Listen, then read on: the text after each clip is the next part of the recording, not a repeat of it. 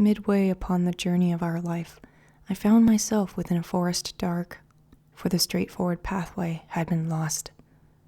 Ah me, how hard a thing it is to say, what was this forest savage, rough and stern, which in the very thought renews the fear? So bitter is it, death is little more. But of the good to treat which there I found, speak will I of the other things I saw there. I cannot well repeat how there I entered, so full was I of slumber at the moment, in which I had abandoned the true way. But after I had reached a mountain's foot, at that point where the valley terminated, which had with consternation pierced my heart, upward I looked, and I beheld its shoulders vested already with that planet's rays which leadeth others right by every road. Then was the fear a little quieted that in my heart's lake had endured throughout the night, which I had passed so piteously. Dante, lost in a dark forest, is overcome by feelings of fear and loneliness until he is met by the spirit of Virgil, the Roman poet and author of the Aeneid. Virgil was sent by Beatrice, Dante's deceased childhood sweetheart, to come to his aid and help him back into the way of light and salvation. The way back, however, starts as a downward descent into and through the 9 circles of Inferno. The journey becomes a test to Dante's courage as he, led on by Virgil, faces the cries, tortures, and apparitions of sufferers in hell, some of whom he recognizes.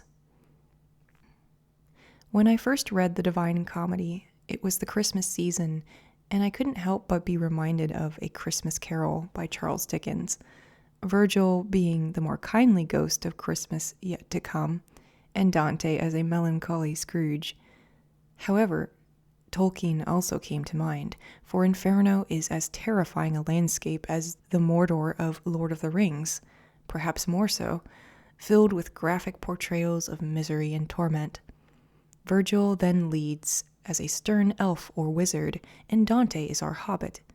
The half-dead prisoners of Inferno are like so many golems, half despicable, half pitiable in their anguish and hatred.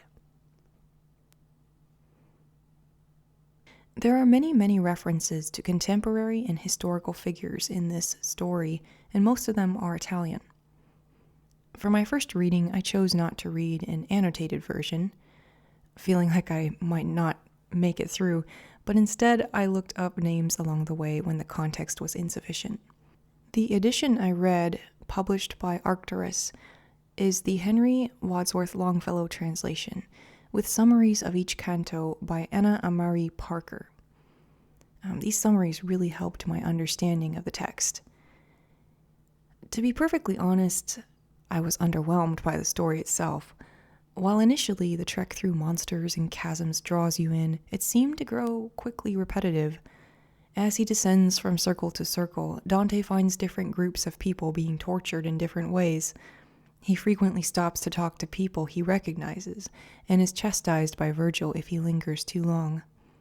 Virgil, ever elf-like, saves him from any real danger by finding the way out, or by flight if necessary. And so it goes on, till they reach the last scene of despair. What really made the book stand out to me were the illustrations by Gustave Doré. In total, he created 135 wood-engraved illustrations for the Divine Comedy, which, in Inferno, averaged to 2 to 3 full illustrations per canto. Keep in mind, Inferno contains mostly pictures of the cloaked Virgil and Dante staring at crowds of writhing, very nude figures, not a pleasant subject. In context, however, it's effective, almost like a graphic novel. Doré also excels at atmospheric landscape and lighting, making you sometimes forget you're looking at a wood engraving. After enduring the 9 circles of hell, Dante and Virgil finally make it out of the underworld and back to the surface of the earth.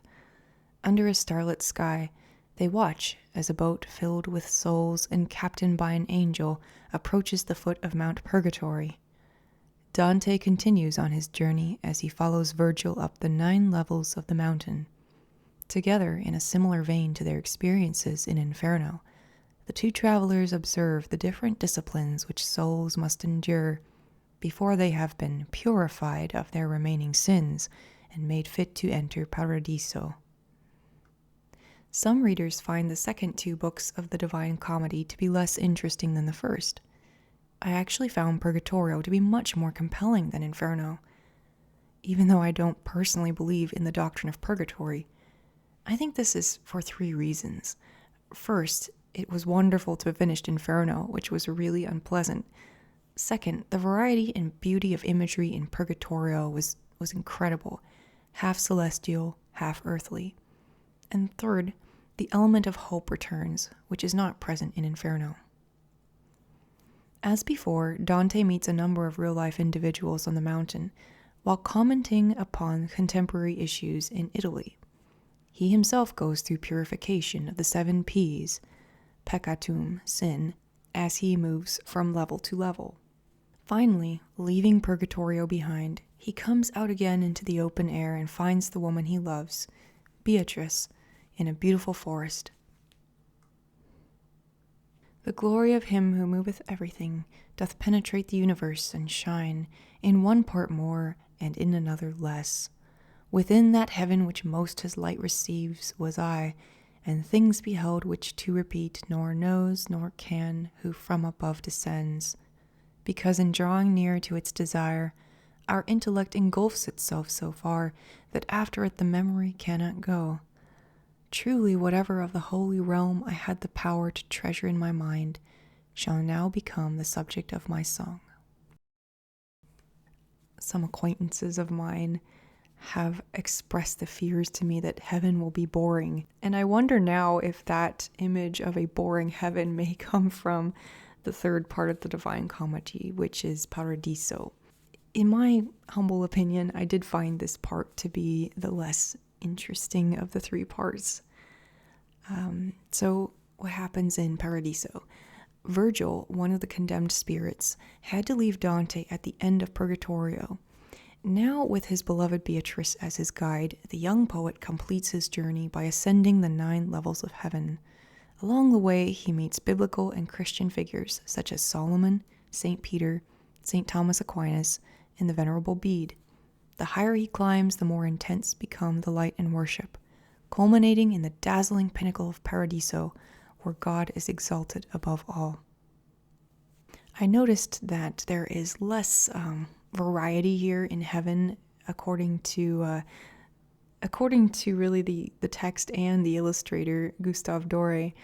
There's far fewer illustrations in this book than in the other 2, and I can't help but think that Dante makes a bit of a mistake in inserting his real-life love interest as one of the main characters, and then proceeds to portray himself as staring at her adoringly through much of the story, while she grows more and more beautiful. It's a little hard to take seriously. But overall, this was an interesting first impression of the Divine Comedy. For my part, while I was underwhelmed by the story, I did feel like the illustrations are incredible, and the art and aesthetic of the Divine Comedy are, in my opinion, as important as the text itself.